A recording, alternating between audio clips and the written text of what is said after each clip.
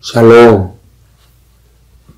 참으로 다사다난했던 2021년 이제 마지막 이틀을 남겨놓은 그러한 시점에 우리는 서 있습니다. 참 세월이 빠르지요. 그러나 이 하루하루가 모여서 우리의 인생의 큰 물줄기가 되고 그것이 우리의 곧 운명이 됩니다. 오늘 선포되어지는 시편 80편 말씀을 통해 놀라운 하늘의 비밀을 깨달아하는 귀한 시간 되실 수 있기를 바랍니다. 시편 80편은 아삽의 시입니다.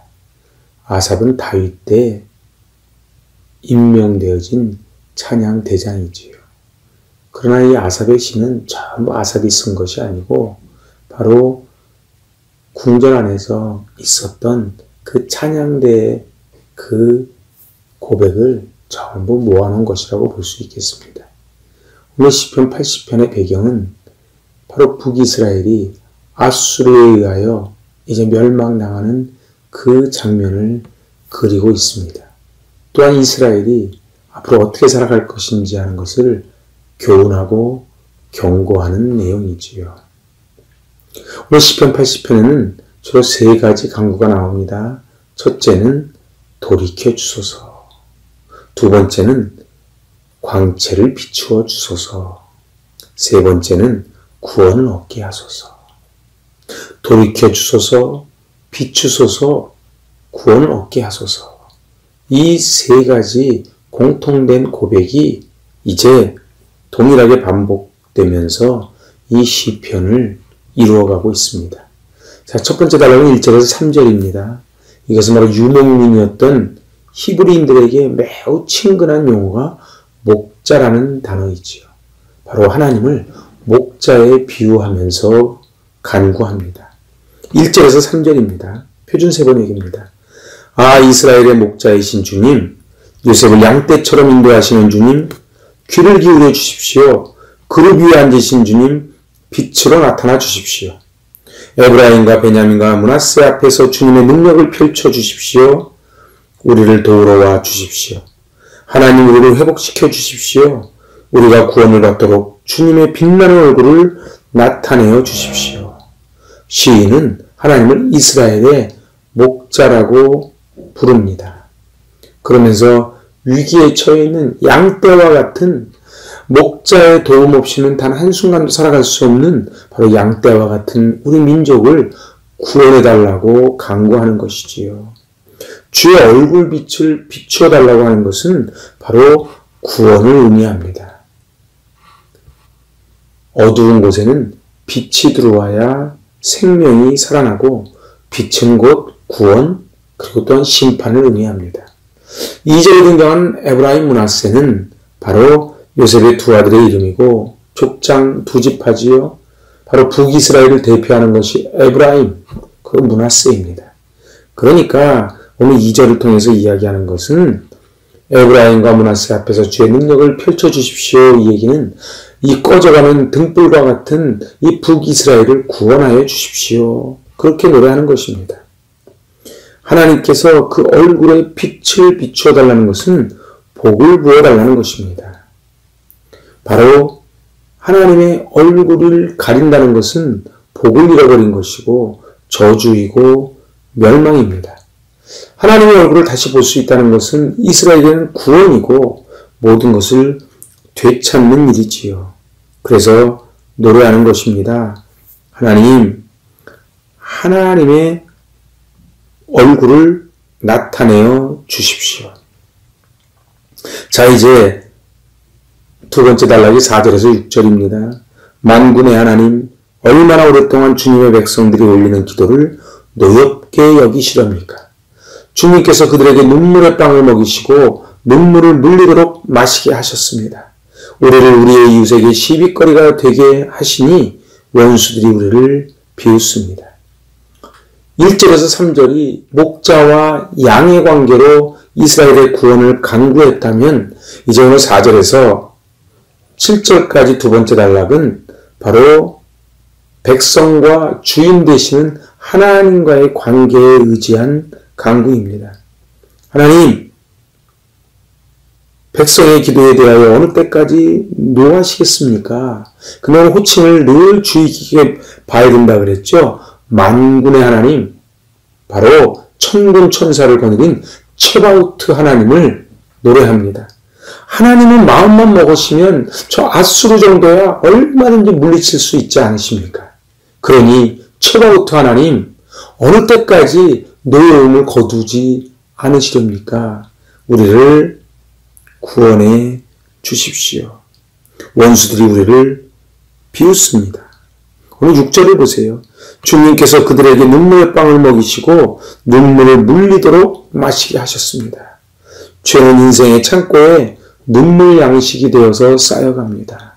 저들은 죄를 지은 까닭에 고난을 받고 눈물을 흘립니다. 그때 하나님께 노래하는 것이지요. 하나님, 우리를 노여움을 거둬주시고 우리를 구원해 주십시오. 바로 만군의 하나님, 엘로힘, 체바우트의 하나님. 이제 저들은 마지막 7절을 이렇게 노래합니다. 만군의 하나님, 우리를 회복시켜 주십시오. 우리가 구원받을 수 있도록 주님의 빛나는 얼굴을 나타내어 주십시오. 이게 두 번째 단락 후렴구예요. 만군의 하나님, 체바우트 엘로힘을 반복해서 사용을 합니다. 이스라엘의 군대, 하늘과 땅에 있는 군대, 그리고 별들의 군대, 이 모든 것을 총칭하는 것이 체바우트 엘로힘입니다. 하나님을 만유의 왕이라고 인정하고 불러드리는 것이지요. 주의 백성의 기도에 대하여 어느 때까지 노하시겠습니까? 라고 묻습니다. 왜냐하면 이 모든 것은 하나님께서 허용하셨을 때 가능하다는 것을 알기 때문에 그래요. 그래서 먹이시며 마시게 하셨나이다, 되게 하시리니 바로 이스라엘의 고통이 하나님께로부터 말미암았음을 나타내는 은유적인 표현들입니다. 이제 마지막 세 번째 단락이 8절에서 19절입니다. 여기서는 포도나무와 그를 심은 자의 관계에 의지한 구원의 간구입니다. 8절이지요. 주님께서는 이집트에서 포도나무 한 그루를 뽑아오셔서 문나라를 몰아내시고 그것을 심으셨습니다. 그렇죠. 농부는 포도나무를 심기 전에 이미 다 계획이 있습니다. 준비해 놓지요. 그리고 그것을 가져오는 목적이 있습니다. 하나님은 이 모든 것을 준비해 놓으셨다. 그러니 우리는 번성할 수밖에 없다고 고백하는 것입니다. 그래서 9절에서 11절이에요. 땅을 가꾸시고 그 나무에 뿌리를 내리게 하시더니 그 나무가 온 땅을 채웠습니다. 산들이 그 포도나무 그늘에 덮이고 울창한 백향목도 그 가위로 뒤덮었습니다. 그 가지는 지중해까지 뻗었고 새수는 유브라테스 강에까지 뻗었습니다. 이스라엘 백성들은 하나님의 사랑 가운데 그 포도나무가 심기듯 심기어졌고 그것이 왼쪽으로는 지중해, 오른쪽으로는 유브라테스 강까지 뻗치는 역사를 상기시킵니다. 그런데 도대체 그렇게 수고하셔서 심어놓으신 이 포도나무를 왜 이처럼 원수들이 짓밟도록 하나님 보고만 계시렵니까? 그런데 그 이유가 뭐예요? 포도나무를 심는 목적은 딱 하나예요. 열매를 맺게 하기 위해서. 그런데 열매를 맺지 못하는 거예요. 왜요? 불순종함으로. 그래서 12절에서 이렇게 말합니다. 그런데 어찌하여 주님께서는 그 울타리를 부수시고 길을 지나가는 사람마다 그 열매를 따먹게 하십니까? 멧돼지들이 숲에서 나와서 마구 먹고 들짐승들이 그것을 먹어 치우게 하십니까? 울타리는 이제 보호하기 위해서 세우는 경계지요. 그런데 그 경계선이 무참히 무너졌어요. 멧돼지, 들짐승, 이것은 바로 이제 쳐들어오는 아수르와 같은 나라를 가리키는 용어입니다. 저들이 이 울타리를 뚫고 들어와서 마구 먹고 마구 해쳤다는 것이지요. 그런데 왜 하나님 가만히 보고만 계십니까? 압니다. 그것은 우리의 하나님을 떠났던 빛을 잃어버렸던 어리석음 때문이었습니다. 이제 그토록 수치를 당하고 능욕을 당하도록 내버려 두신 이유가 무엇입니까? 바로 불순종의 죄 때문이지요. 신명기 28장에 보면 화복장이지요. 순종했을 때 들어가도 복을 받고 나가도 복을 받고 떡반죽 그릇이 복을 받지만 불순종했을 때 얼마나 비참한 처지가 된다는 것을 성경은 정확하게 말씀하는데 바로 그 경고의 말씀에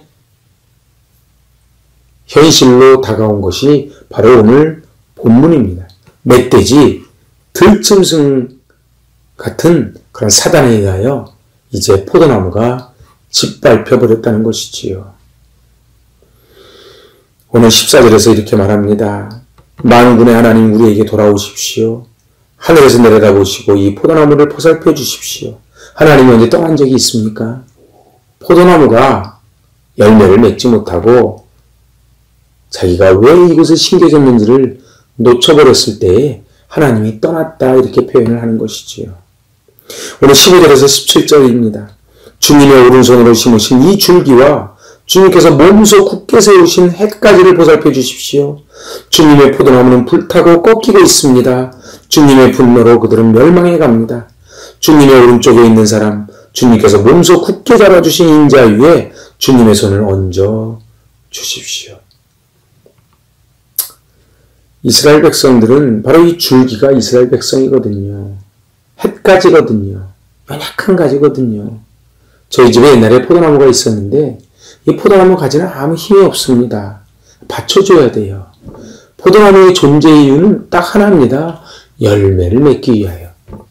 그런데 어느 순간인가 포도나무가 열매를 맺지 않아요. 그래서 하나님이 징계를 내리셔서 멧돼지, 들짐승을 보내셔서 짓밟히게 하신 것이지요. 이제 마지막 18절, 19절에서 이렇게 노래합니다. 그리하면 우리가 주님을 떠나지 않을 것이니 주님의 이름을 부를 수 있도록 우리에게 새 힘을 주십시오. 만군의 하나님, 우리를 회복시켜 주십시오. 우리가 구원을 받도록 주님의 빛나는 얼굴을 나타내어 주십시오. 이제 다짐한 게 두 가지예요. 주님께 물러가지 않겠습니다. 떠나가지 않겠습니다. 그리고 주의 이름을 부르겠습니다. 주의 이름을 부르는 자가 복이 있습니다. 이제 다시는 저희가 하나님 곁을 떠나지 않고 하나님이 나의 하나님이라고 최다우트 하나님이라고 고백하겠사오니 부디 다시 돌아와서 회복시켜달라고 그리고 빛나는 얼굴을 숨기지 말고 나타내 보여달라고 기도합니다. 그 유명한 포도나무 장 요한복음 15장 8절에서 주님 말씀하십니다. 너희가 열매를 많이 맺으면 내 아버지께서 영광을 받으실 것이요 너희는 내 제자가 되리라. 열매를 많이 맺으면 하나님께서 영광을 받으시고 비로소 주님의 제자로서 칭함 받을 수 있다는 것이지요. 하나님의 진노는 우리를 극한의 고통에 이르게 합니다. 북이스라엘의 멸망의 참상이 지금 이 시대에 우리에게 소중한 교훈이 됩니다. 지금도 얼마나 코로나19의 위중한 가운데에서도 아직도 겸손히 엎드리지 않고 이스라엘 백성들처럼 그렇게 포도나무만 자랑하고 살아가는 사람이 얼마나 많은지 모릅니다. 그런데 포도나무는 열매를 맺지 아니하면 밖에 버려져 밟힐 뿐이지요. 오늘 요셉을 양떼같이 인도하시는 이스라엘 목자라고 부르고 이제 얼굴빛을 거두지 말아달라고 얼굴빛을 비춰달라고 우리를 회복시켜달라고 하나님께 기도하는 것입니다. 이제 말씀을 마칩니다. 오늘 시편 80편은 세 가지 간구가 있다 그랬지요. 돌이켜 주소서, 비추소서, 구원을 얻게 하소서. 돌이켜 회복이 되어야만 합니다. 그 빛을 비추어야 구원이 일어나지요. 2021년 참으로 힘들고 고단했던 참으로 많은 일들이 있던 한 해였지만 그럼에도 불구하고 이제 돌아보니 하나님의 은혜 아닌 것이 없었음을 고백합니다. 우리의 포도나무에는 과연 얼마나 열매가 맺혀 있는지요. 오늘 하나님이 우리를 이 땅에 포도나무로 심으실 때 다 뜻이 계셨는데, 목자가 양떼를 데려갈 땐 다 이유가 있는데, 우리는 그 농부의 말을 듣지 않고 목자의 말을 듣지 않고 살아갑니다. 이제 2021년을 마무리하며 한 해를 돌아보시고 하나님께 불순종했던 것 돌이키시고 회복하시고 새로운 2022년 은혜 가운데 잘 기도로 준비하며 맞이하실 수 있기를 바랍니다. 아멘. 기도하십니다. 하나님 아버지, 여호와는 나의 목자시니 내게 부족함이 없으리로다. 우리를 이끌어주시고 우리를 품어주시고 우리에게 날마다 먹을 것과 입을 것을 허락하여 주시는 주님, 2021년을 마무리하며 한 해를 돌아봅니다. 그 어느 것 하나 주의 손길이 안 미친 것이 없음을 고백합니다. 하나님, 겸손하게 하여 주시고 불순종의 죄를 용서하여 주시고 2022년 순종의 기름 부음 받게 하여 주시옵소서. 예수님의 이름으로 감사하며 기도하옵나이다. 아멘. 샬롬. 한 해 동안 참 수고 많으셨습니다. 잘 갈무리하시고 밝아오는 2022년 준비하며 은혜 가운데 맞이하시기 바랍니다. 내년에 뵙겠습니다. 아멘.